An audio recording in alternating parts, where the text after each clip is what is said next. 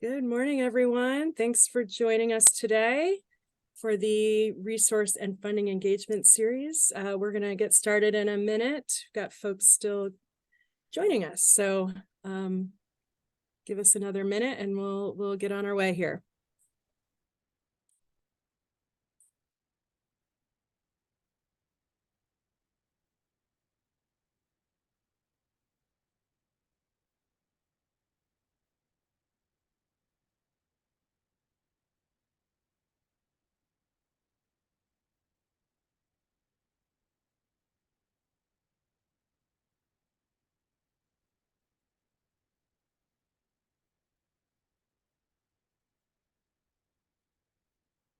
Good morning, everyone. Welcome to the meeting for the Affordable Rental Housing Division Resource and Funding Engagement Series. Got a lot of people signed up for this meeting, so we'll give it another minute as people join. In the meantime, if you can check out your Zoom box and rename your Zoom box to include your name and organization, that would be helpful.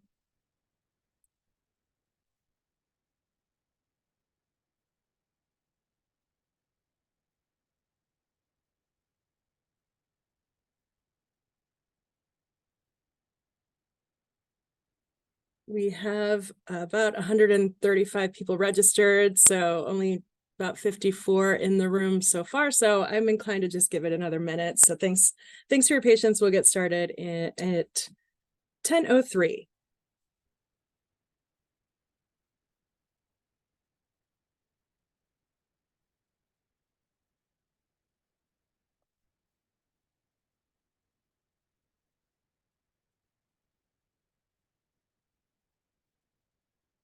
All right, go ahead and move to the next slide when you can, please, Carolyn. Again, welcome everyone. My name is Kim Travis. I'm with Oregon Housing and Community Services, Community Engagement, and your facilitator today for this meeting. As I mentioned, we have a large number of people signed up for this meeting, so we are about halfway there in what we've expected for folks to join, but we're going to go ahead and get started here in another minute as I see people are still coming into the waiting room.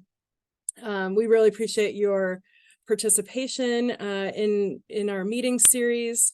Before I launch the polls, I'm curious if we could do a little exercise here. And for those who are currently here in the meeting, if you have attended a previous engagement session with the Affordable Rental Housing Division on this NOFA redesign topic, if you wouldn't mind either giving a thumbs up or coming off camera. Just curious if we've got a lot of repeat customers or if we've got a lot of new folks in the room. Great, I see a lot of thumbs up. It's good to have you back. And then for those who are new, we appreciate your interest in this process. And I'm going to put the link to the webpage in the chat. This is our fourth meeting of this engagement series, and we use our website a lot to put all of the materials for the meeting, along with recordings after the meeting, and a lot of background and context information about this engagement series. So we're not going to spend a whole lot of time on context today. So if you're new to this process, please feel free to check on the website, and you'll see the topics that we've covered to date, as well as some additional background information. So with that, I'm going to launch into some polls to see who's in the room today. The first poll is really just to see where folks might be representing a region, or where folks are doing the majority of their work. There's no perfect way to divide Oregon into regions, so do your best.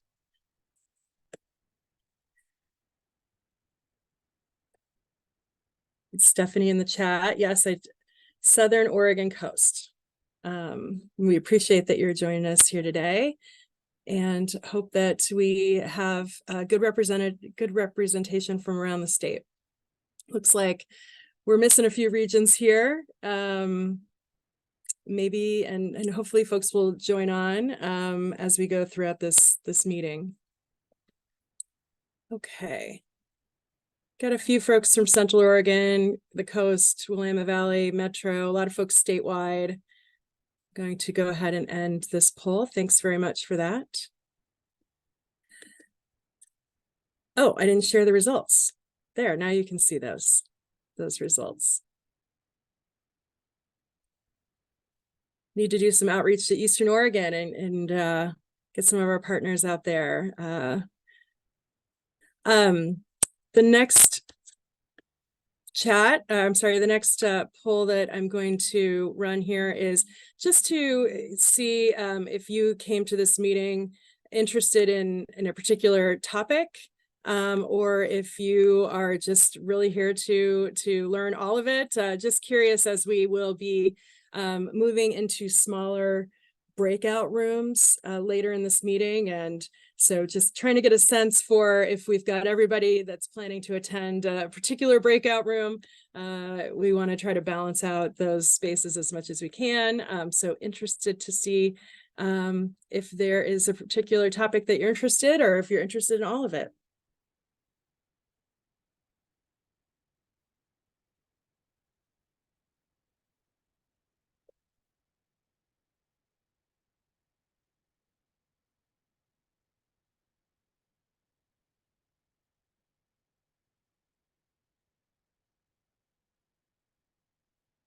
All right, thanks for participating in this poll, just to give us a sense of if there's a particular topic that you're most interested in. It looks like got a lot of folks that are interested in all of the above, which is good. And we have the way the agenda is lined out today. If you can move to the next slide, please. We will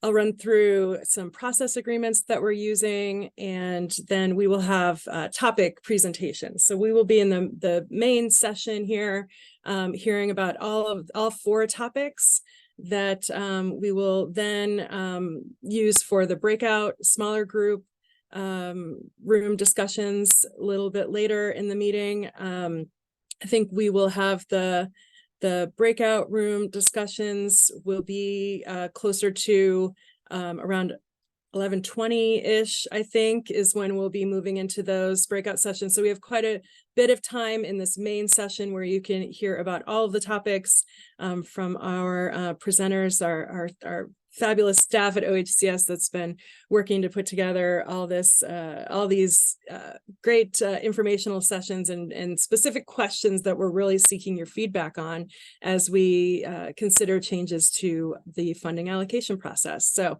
we will spend a fair amount of time in the large group session so you can hear about all those topics and figure out what it is that you would like to hone in on as we go into self-selected breakout rooms in about an hour or so, and then we'll return to the large group and close out at or before noon today. So it's a 2-hour meeting, and we appreciate your participation and the energy and the great input that you're providing us here. So if you could go to the next slide.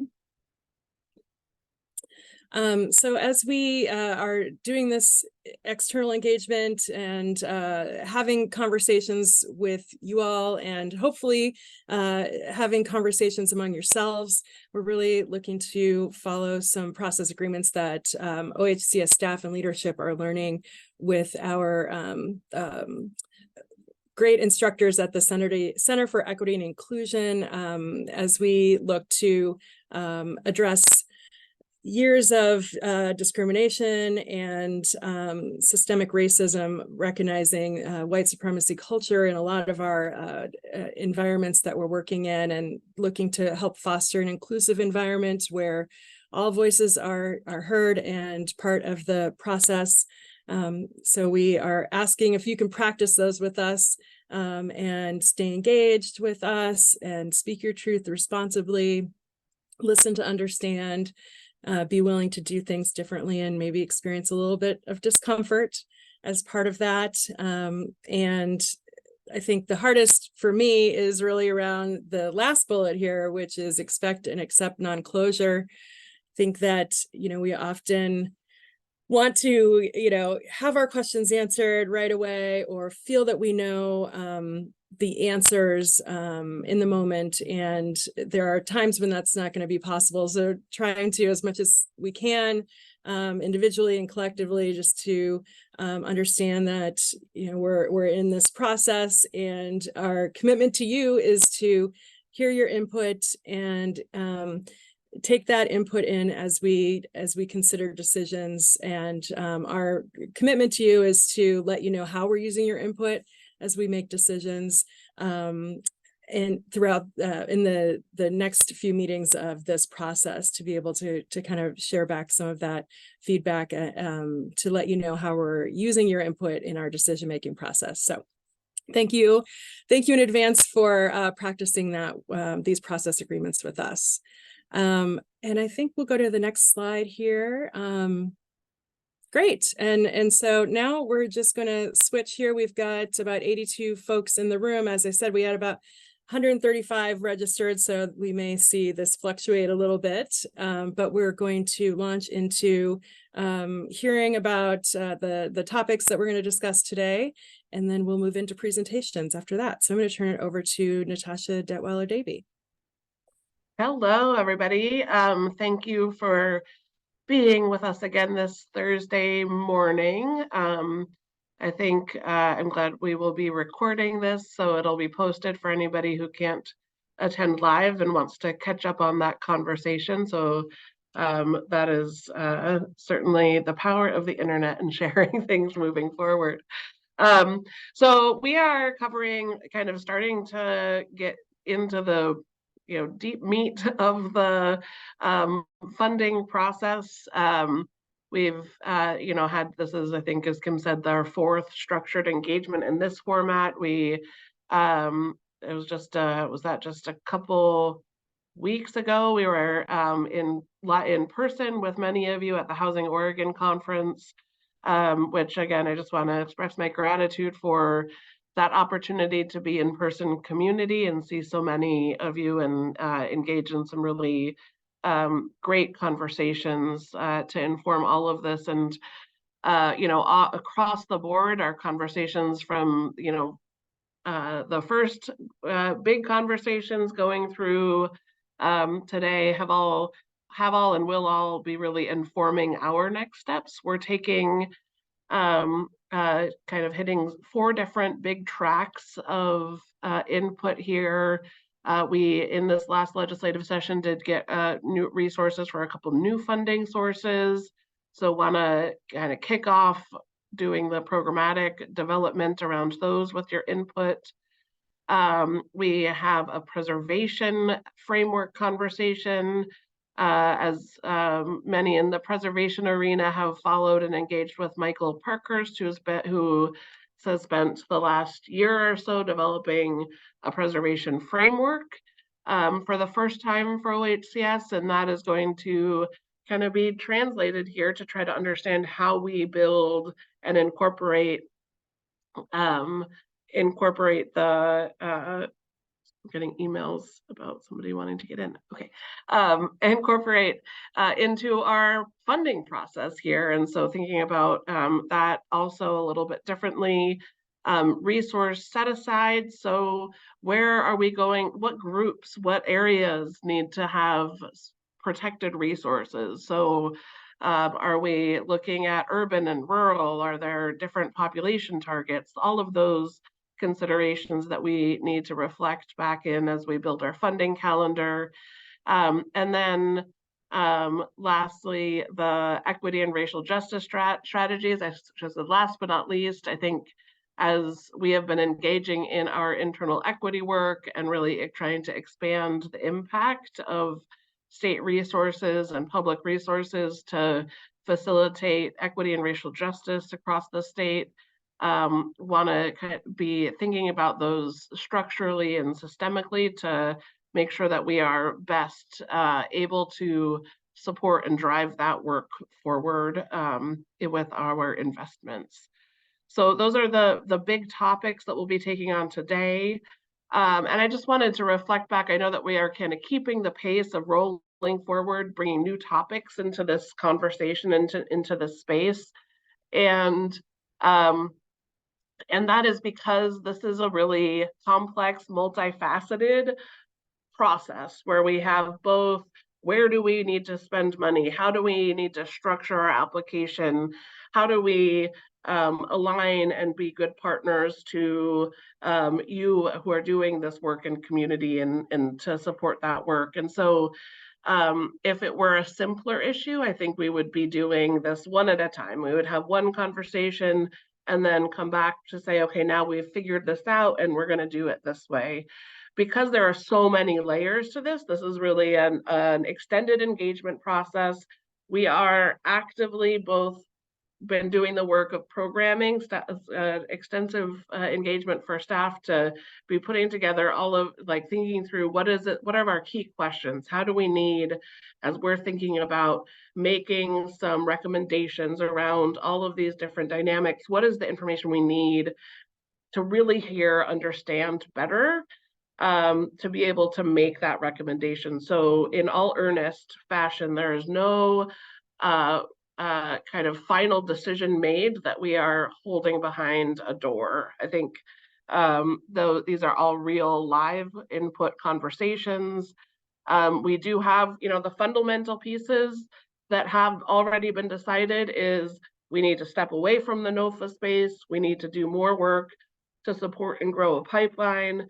We need to centralize our application process to achieve all of the things I've talked about probably ad nauseum in terms of trying to understand how we can ease the ability to navigate, how we can create an application structure that can support innovation and creative funding strategies, and streamline a process to give both certainty to you as developers working on projects and investing in these projects as you need it. We've heard that we need that early, and we also as a state need to be making sure that when we are doing that locking in that final funding commitment, that we are pretty sure it's going to be able to move forward. So we're not spending a couple years with a lot of uncertainty. So really trying to hear and incorporate all of the feedback and really earnest conversations that we have.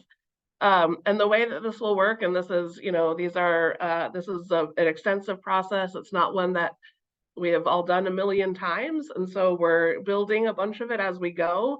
And the intent is that we will be collecting all of this input, doing a digestion process that is already initiated for all of the conversations we have had. We're going to bring all of that together.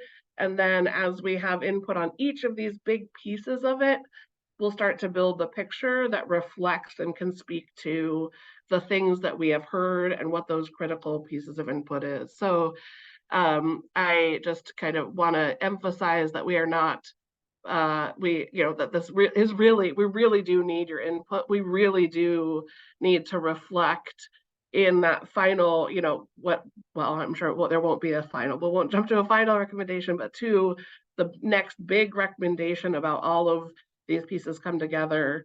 This is a real process. We don't have our conclusion landed. We do want to be able to speak and address to you. And I think we're trying to figure out now, what is it that we, as we've been having these conversations and posting and documenting kind of the synthesis of all the input that we are hearing. And as we go to recommendations, I really want to be able to respond to all of the input that we have gotten. So all of those themes, what are they? So how are we acknowledging it, responding to it, and incorporating it into what the strategy that we end up moving to recommend. So sorry, that was a lot. I want to just, again, kick this off with excitement for these new big topics for this space. And and just will be really excited to get more input, more information into this, so we start to get our feet under us on how we get to address it. I think with that, Kim, I will hand it back to you. Thanks, Natasha. Can tell you're excited because you're like drawing it in space for us. Yes. As you're talking. Yeah, thank you for those kind of framing remarks for what we're doing here today and what we're doing with this process. So I think there's some new folks that haven't been a part of this so far. So again, I'm going to post the link to the website in the chat. So if you are new to this, you can learn more about where we've been to date in these conversations. And we're glad you're here today. And with that, we're going to go to the next slide and jump into our first topic and turn it over to Amy Cole. Good morning, all. I'm Amy Cole, the State Development Resources Manager at OHCS, and I use she, her pronouns. And today I'll be talking a bit about new development resources that came to OHCS from the legislature for the 23-25 biennium. And looking forward to the breakout rooms later to talk about this a bit more with you all.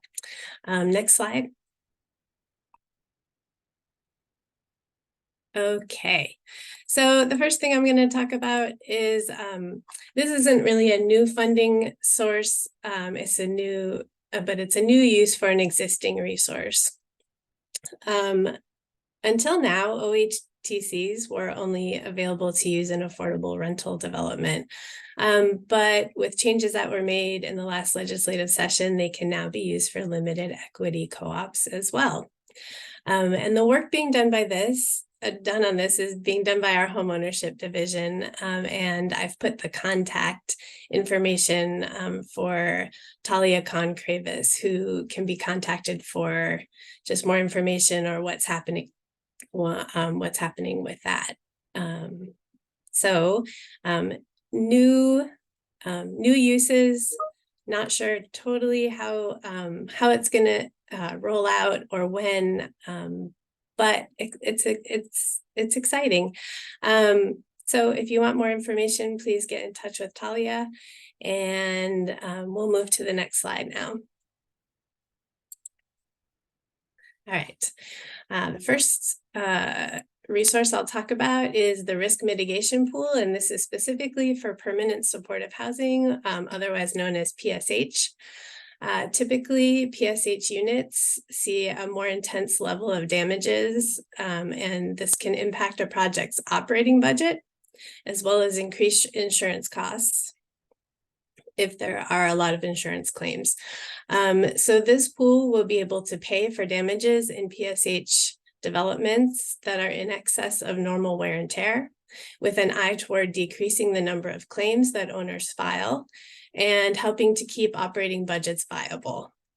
The legislature allocated $4 million for this biennium, and this program will be limited to PSH in the OHCS portfolio. We have limited funding. We're just standing up the program. So at this point, we are limiting it to permanent supportive housing units in the OHCS portfolio. We're working to stand up the program and have already done some focused outreach to PSH providers and housing authorities, and are really looking forward to hearing feedback from this broader group today. All right, next slide. Okay, so this is a brand new resource, also Agricultural Worker Community Housing, or AWCH.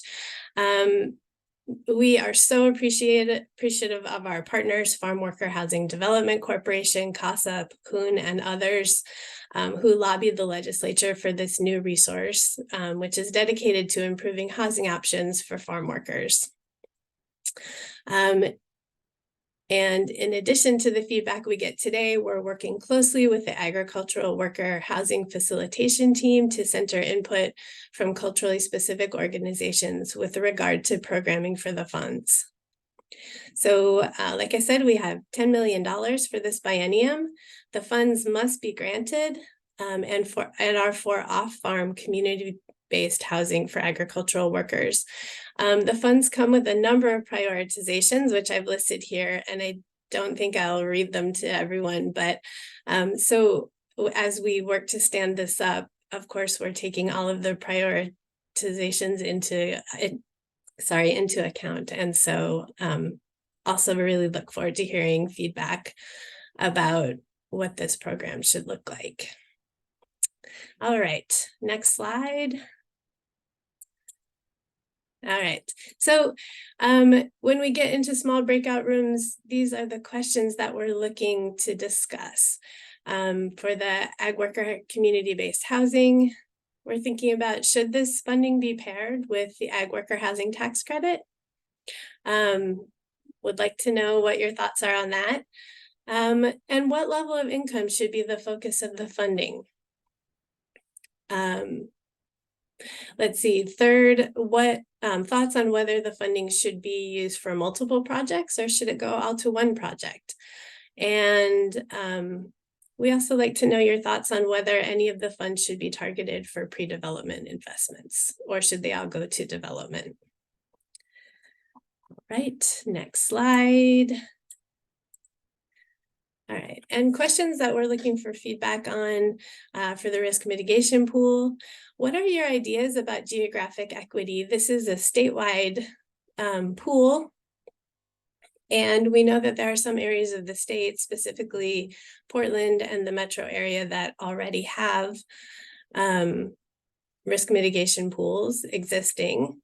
So how do we go about making this an equitable tool for everyone? And then we've had some questions about this, so wanting to really know feedback on, are legal fees a relevant cost to pay with these funds?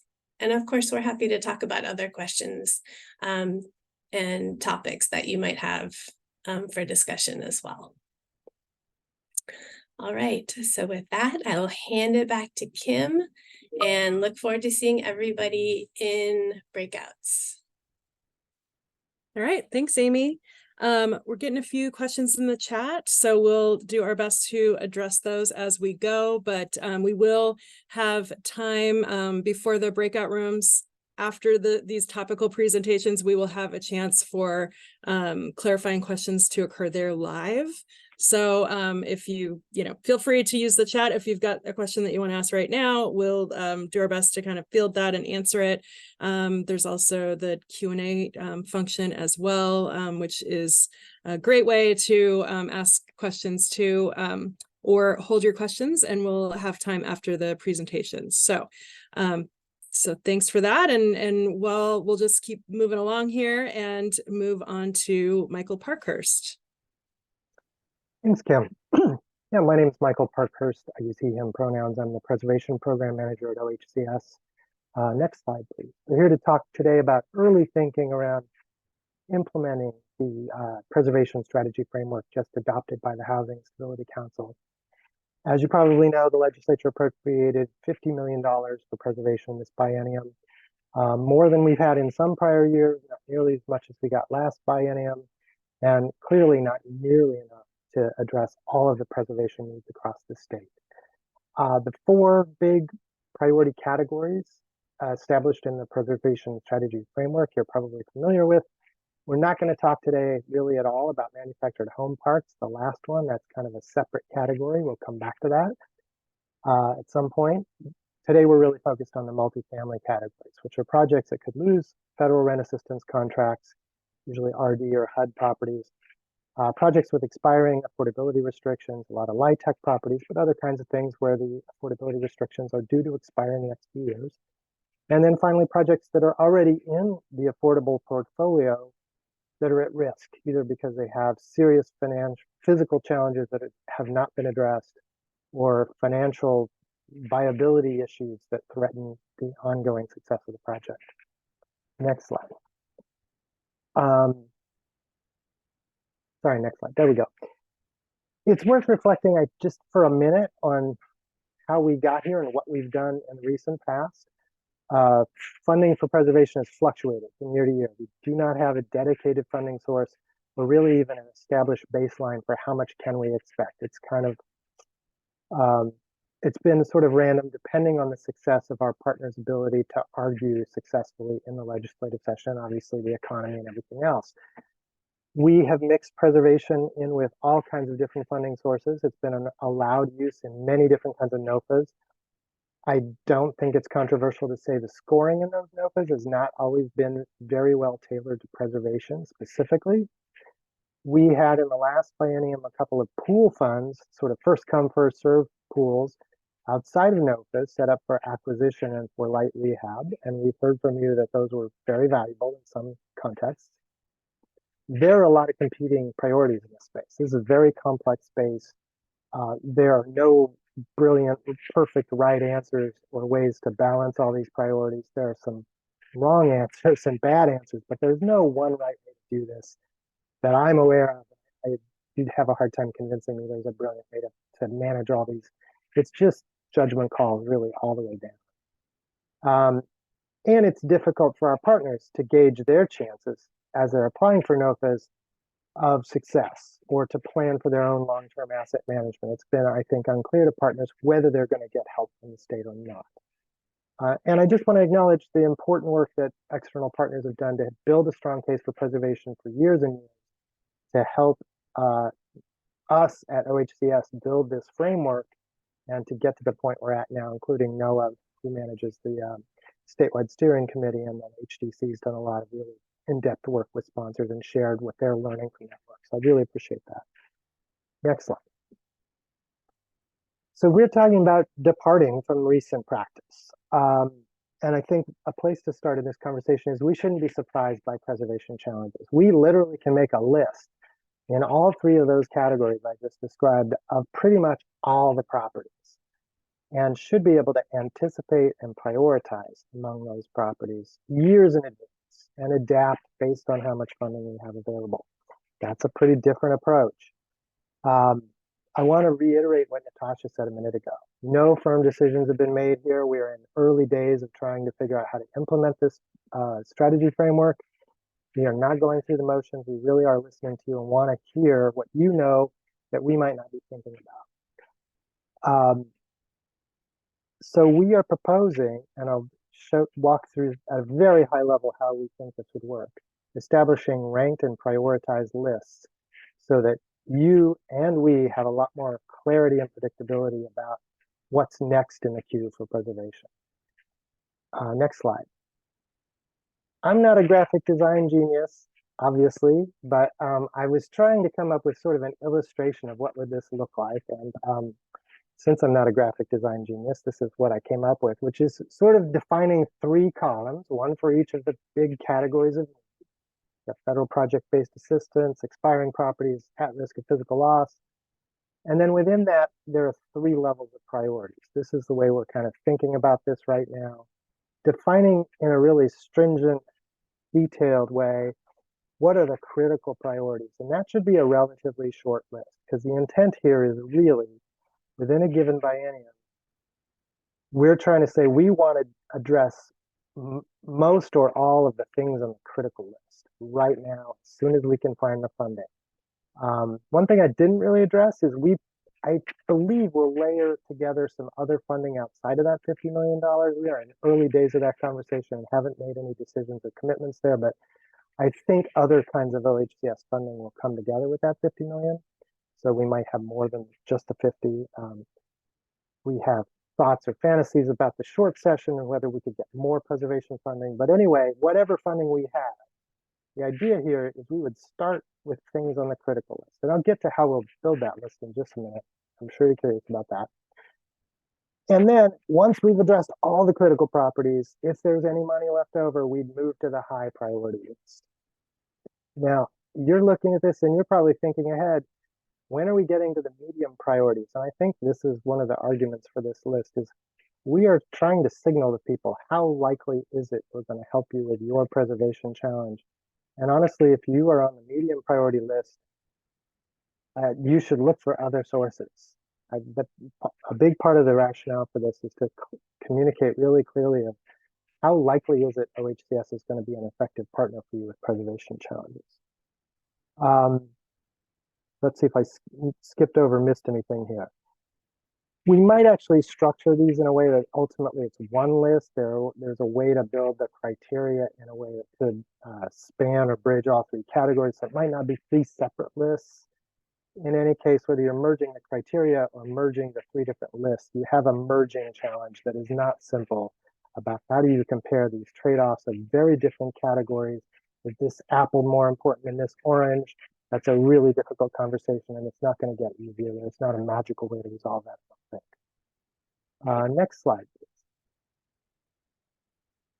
So how are we going to do this? A lot of this is TBD. There are a lot of important details we have not worked out. There's a lot of important internal conversation that has to happen. I want to talk to all of you more about what you know about preservation before any of this gets locked into shape. I will say this is pretty consistent, I think, in the big picture with where we're going for new construction, with as simple an application or pre-application as we can possibly employ to get the information we need up front, to develop lists against some criteria, and develop, kind of a slate of funding recommendations. And as projects meet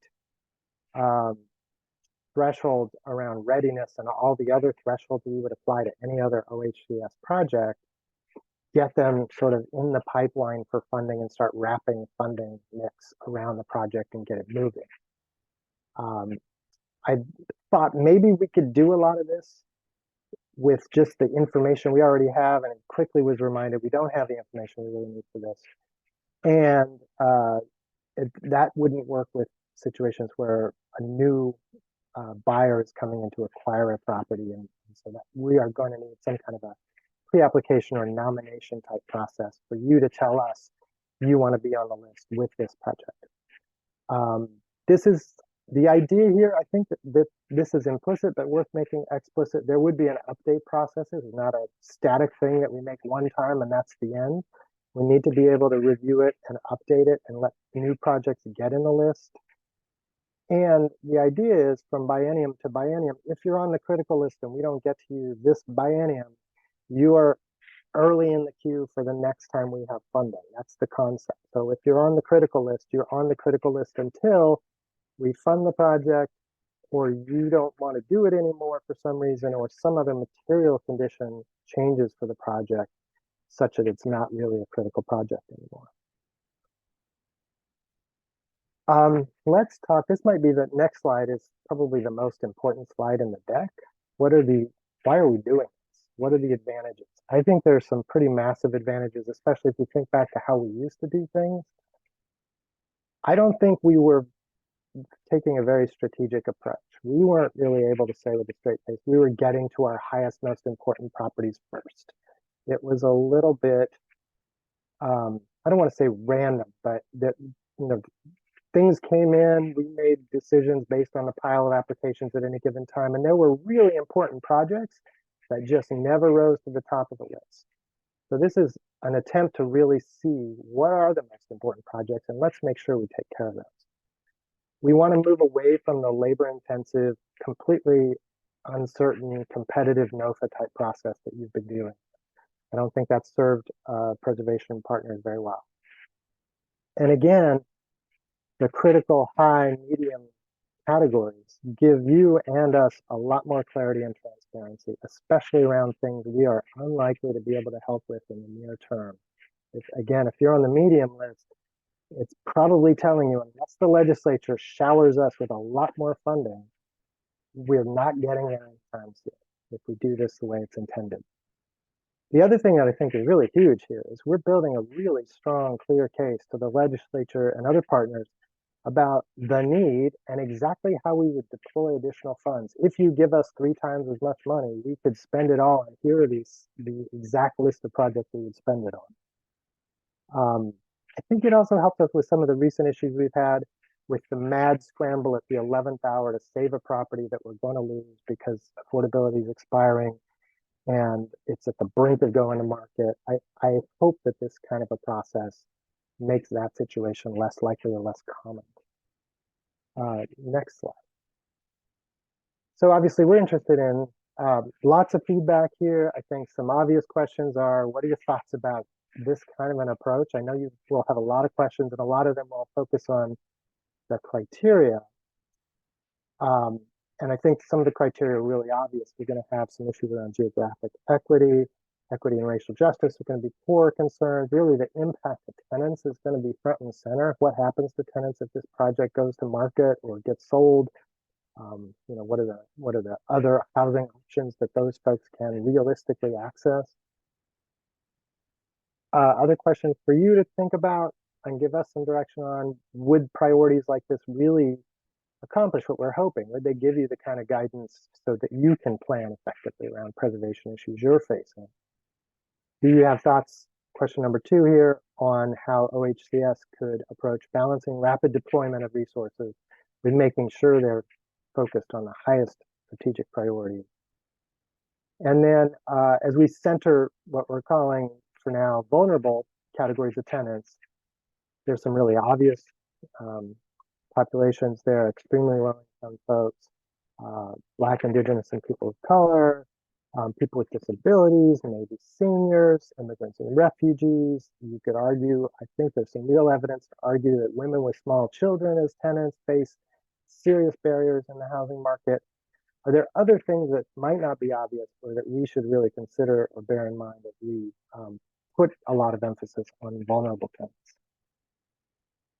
And with that, I really look forward to the breakout room, and I've finished the presentation, and I will try and catch up with the chat. Thanks, Jim. Thanks, Michael. So we've heard 2 of the 4 topic presentations today. As you can tell, there's a lot of information here that we're asking you to weigh in on, and just want to assure you that this moment is not the only time that you have to provide input for us. If you need time to digest, there is time to digest at the end of the meeting, and on our website, we're going to be posting survey links for each of these topics that include the questions that are associated with each of these topics. So you will have time to weigh in today, but you may want to review some additional materials and take some time with the topic, and you will have the opportunity to complete a survey within the next week for these topics if you're not comfortable or ready to provide your input here today. So I just want to let you know, yes, we know this is a lot of material. It can feel overwhelming, and don't feel the pressure that today is your only day to give us your input. So with that, we'll move on to our 3rd topic for today, which is about resource set-asides. And I'm going to turn it over to Roberto Franco and Angela Parada. Thank you, Kim. I'll let Angela take the drive seat here, but yes, this is one of those areas where really we need to come back with you and get the input about set-asides with limited resources and the opportunity to do something different. This might be one of those again opportunities. So anyway, we've got some ideas, but also we may consider some of the existing set-asides that we have. Some are hardwired, and we probably can't do a lot about them. But I think there are some that I think it's within our power, so to speak, to really make them the best use out of them as set-asides. But Angela will take us through the slides and the ideas and the engagement questions that we would like to explore later in the breakout room. Wonderful, thank you. Good morning, everyone. I'm Angela Parada, Senior Tax Credit Programs Manager. I use she, her pronouns. And I'm excited this morning to present and to get feedback on one of the topics in the array of many topics that are under consideration as we move into the new centralized application. From a cursory glance at our participants list, there's a lot of veteran developers with us today and a few folks who may be newer to the process. So I think it's important to just level set what is a set-aside, right? In our current offerings, which are all program specific, each program dictates where resources will be allocated to. Will they be allocated to certain geographic regions? Will they be prioritizing a particular project type? Will they prioritize a particular developer type? And some of that is dictated by statute, either state or by federal code or law. And others of them are elected. And it's in that election, in allowing OHCS the latitude to prioritize some projects over others, that we're starting to percolate on, well, let's focus on what really needs to be prioritized. Since we will be moving into the consolidated process, certain resources will only be able to fund certain types of projects. And where are the ones where are the projects that may fall through the cracks or they don't have a hard set aside? Where can we provide a path to protected access to resources for those projects? Can I have the next slide, please?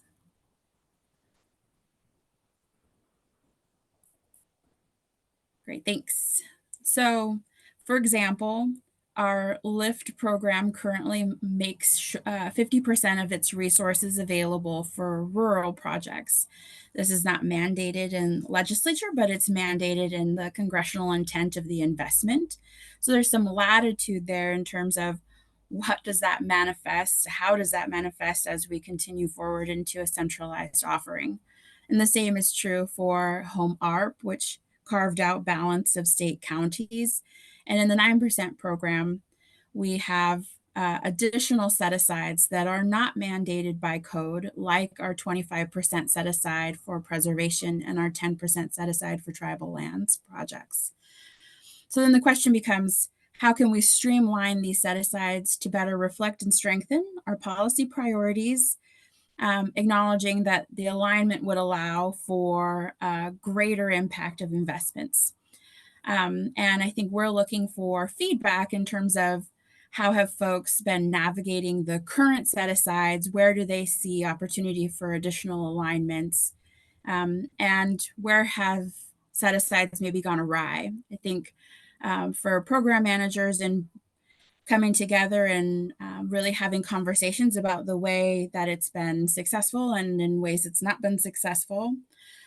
We've seen two troubling continuing issues.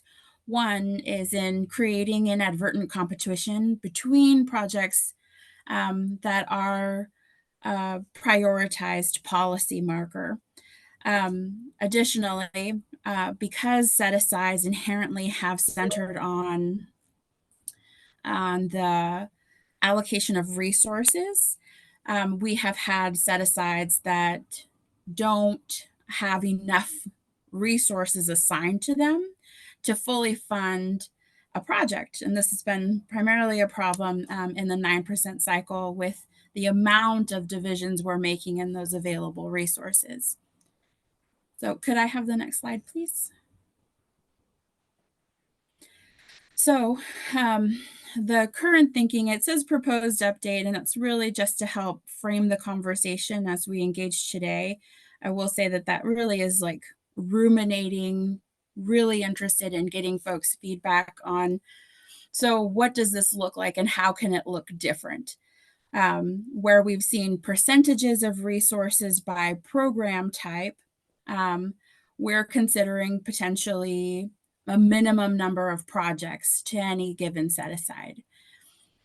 We've also grappled with what does it mean to shift the focus of a set-aside from program to program to departmental resources, right? Elevating the resource allocation beyond the individual program, since we will have the opportunity in this new centralized process to assign multiple resources to a given project in one go.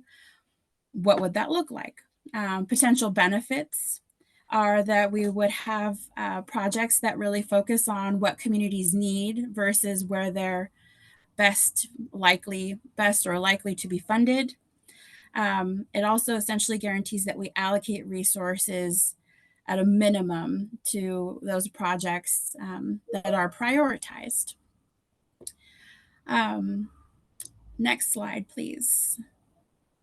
So for reference, these are a few of our set-asides. Again, these are the ones that we're grappling with and trying to coordinate, the different lens on set-asides. They boil down to really high level geographically. Do we need to continue to preserve our access between different regions in the state? Do we want to focus on construction type? Again, and this is really in alignment with a lot of the other conversations that are being had. Do we want to continue, and of course, some resources require the prioritization of entity type. 9%, for example, have a requirement that at least 10% of those credits are assigned to nonprofit partners. Or do we take the opportunity to double down on special targets populations like seniors or those with disabilities or those with extremely low income? Next slide, please. So in the breakout room specific to set-asides, I'm hoping to encourage and facilitate a conversation where we have the opportunity to chat through how should we attribute dollars to set-asides, and what are folks' thoughts on targeting a minimum number of projects versus assigning resources. How could we create transparency in that? Does it look like perhaps both of those things? What is potential feedback on having a total department resource set aside to from a program specific set aside?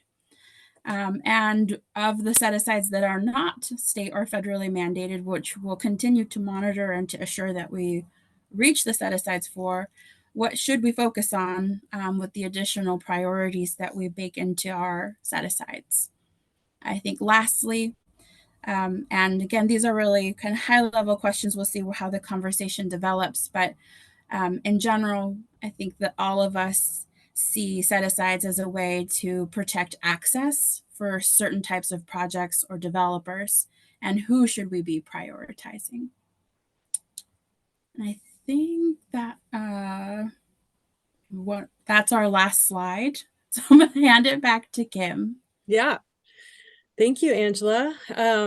This is a big topic, and it's one that I personally don't know a lot about. So I appreciate the kind of level set that you provided, a little educational opportunity there about how we're currently using set-asides, and then just really in this exploratory mode about where we should go from here. So thank you for providing that information. And again, to remind folks, we will have some time for clarifying questions before we go into the breakout sessions after our final presentation here. So again, a lot of info, a lot of big topics here, and appreciate that you're sticking with us here and actively listening and saving your questions. Although do feel free, if you have something you want to pop into the Q&A or chat, feel free to use that function as well.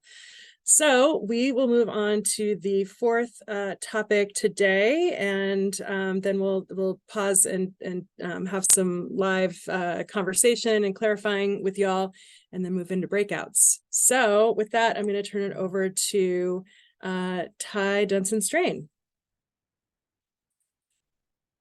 Thanks, Kim. Thanks, everybody. Ty Dunson-Strain, production manager here at Oregon Housing.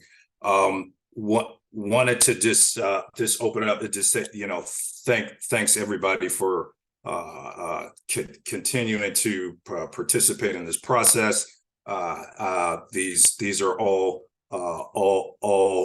meaty topics, and I think I would be remiss by saying there's a ton of good work regarding equity and racial justice that's already happening in communities. We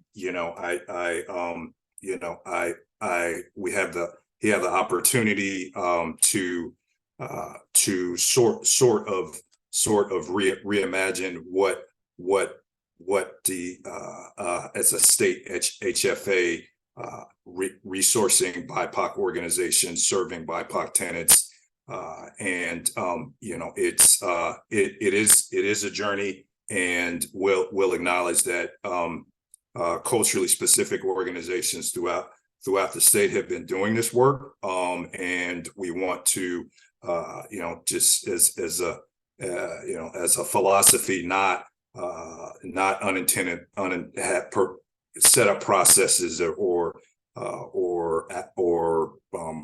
you know, to unintentionally harm those folks who are actually doing the work, because you folks have been here so and have engaged with the department in genuine deep engagement, and just want to acknowledge that you know, and we definitely appreciate that. So next slide. So current process wise, we have a variety of thresholds, including our DI agreements, requiring affirmative fair housing marketing plans be in place, MWSB strategies, and reporting, and you know, we collect robust information around tenement demographics. Scoring wise, we have preferences, providing a variety of points for having entities, projects sponsored by culturally specific organizations, and we have thresholds and points around resident services, set-asides, and affirmative fair housing marketing strategies. So that's our current, that's the current dynamics that we have kind of layered in. Next slide. And then these are a variety of what we just kind of did a broad look at what other states around the United States are doing, is providing similar attempts to resource BIPOC organizations through competitive process and set-asides. I can't attest to how these are working in other states, but these are just examples of what we've seen throughout in different parts of the country. With that, then next slide. So, but today we have an opportunity to gain real insight from what you folks think that we should be thinking about, and what making sure that we're again raising up question 3. What are the unintended consequences we should OHCS be working to mitigate, and going and then also providing real genuine feedback about, okay, what is the comfort level about kind of expanding on the thresholds, and then should that look different in different regions, and how so. And then lastly, we've heard feedback in various conversations about reporting and tracking. What should that look like through the compliance period. So with that, excited to get folks into breakout rooms. All right, next slide, please. All right, thank you all for the great overview that you provided on this really these big topics that we're all trying to digest. So wanted to offer this time in the large group format for your clarifying questions. Maybe you are trying to determine what breakout room you want to go to. So maybe you want to ask some questions in advance, or just have some comments or suggestions that you would like to offer in the large group format. So if you want to raise your hand, that's great, or come off camera and let us know that you'd like to speak or ask a question, that would be great.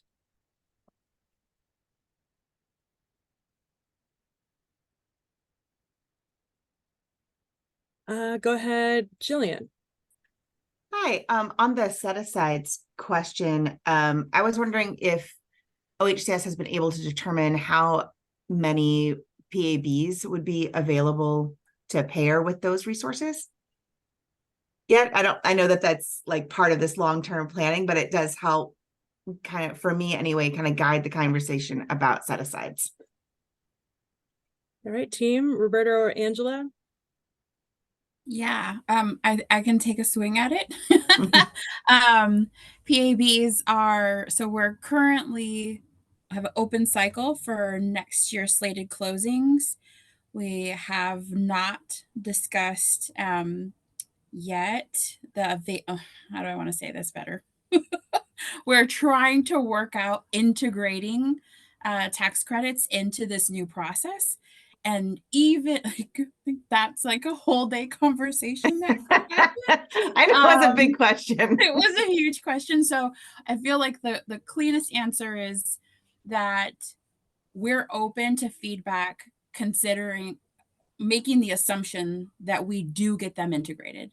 I, as the current tax credit program owner, would love to see tax credits integrated into this process. I think we've seen a lot of trip ups in the kind of staggered two-step process we have now, and would field all feedback folks have on how we can integrate those. And if they do have impacts on feedback around set-asides, what is that, so that we can continue to monitor that and kind of feed it in as we're having these conversations literally like weekly, trying to move this process forward.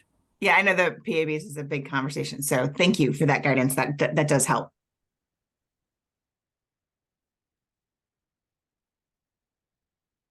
All right, Nathan.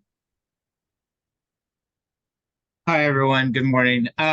Yeah, I had just kind of a process question. I was wondering if OHCS would be responding to the letter from Housing Oregon that was sent a few weeks ago.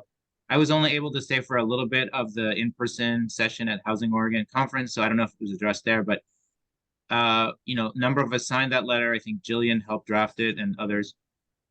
I thought it made some really good points about the concerns about the 6-month readiness to proceed timeline, and to my mind, how it intersects with some of these questions about racial justice and the set-asides and other topics. So just curious, and I know not everyone on this call has probably seen that letter, but I'm just curious if there'll be like some sort of detailed response to the concerns raised in that letter. Thanks. Yeah, thanks for your question. We are so appreciative of all the input that we've received in these meetings, and then other formats such as letters, as you referenced.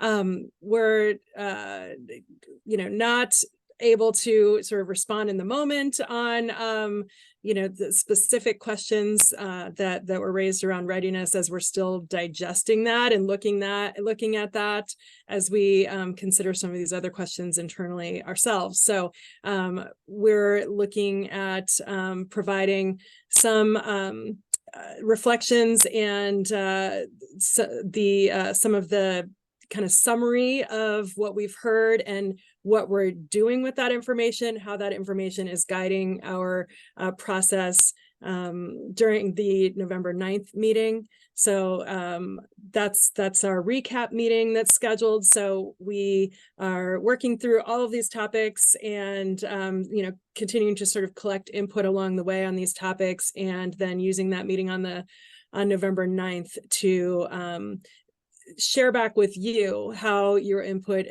is helping to determine our decision making and our next steps going forward. So that's when you can expect to learn more about different aspects of the input that we've heard through this process so far. Great question. Anyone else? I see we've got a statement in the chat from Shelley. Do you want to come off camera and talk about that, or Sure. You know, and Come on, Tammy. working through our 9% application this year and also, you know, last year, we understand the importance of working with resident services providers and folks in the area. We've reached out to several culturally specific organizations.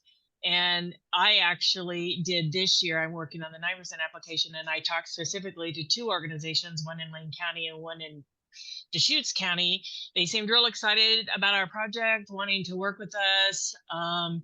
And then when we get to the MOU and they take it up the chain, it's I'm sorry, we just don't have the capacity. And we were even offering an upfront fee for helping organize. So that's been a bit of a frustration because you seem to award points if you have an MOU.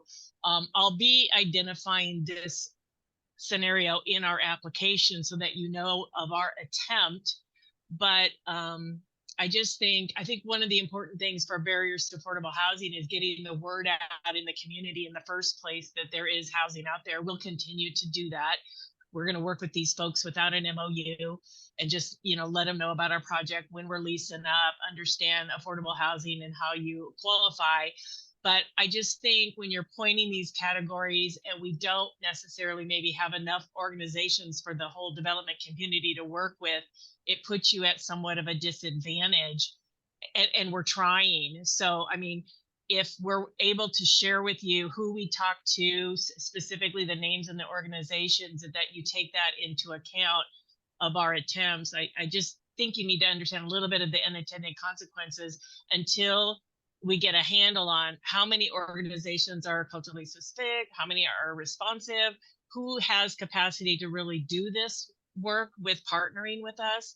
It just seems hard to make it a pointing category. I'm not saying it's not worthwhile. We think everybody should be, be housed, and we work with a lot of partners and community action agencies in the local areas where all our projects are. But it's just difficult because it's such a big pointing category in your applications today. Okay, thanks, Shelley. So it sounds like maybe that would be, should, thresholds, or should these strategies look different in different parts of the state? Maybe that's, an area where that piece of feedback might fit well with that, responding to that type of question. Yeah, I'm not going to be able to be in that breakout because I'm going to go to another one. But I think even in urban areas, you have got a lot of developers that, there's going to be some limit to capacity anywhere in the state, on all the partners that you want, and how involved do they want to be? Do they have the staff? If you're going to be a developer, do they have the staff? Are they really going to be a developer or somebody just co-developing and, not training or teaching and stuff? So, as far as the service and outreach component, we just continue to do that because, it's a win-win for everybody. We want the word out, but we want to keep our projects full and we want waiting lists. So, it's important either way. But I think the same type of issues could come up urban or rural because of capacity and who's out there doing the work. Okay. Thanks for that. Meg.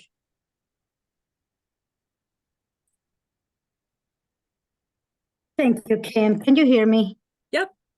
Perfect. I guess my concern is about cultural specific organization developers versus cultural specific organizations providing service.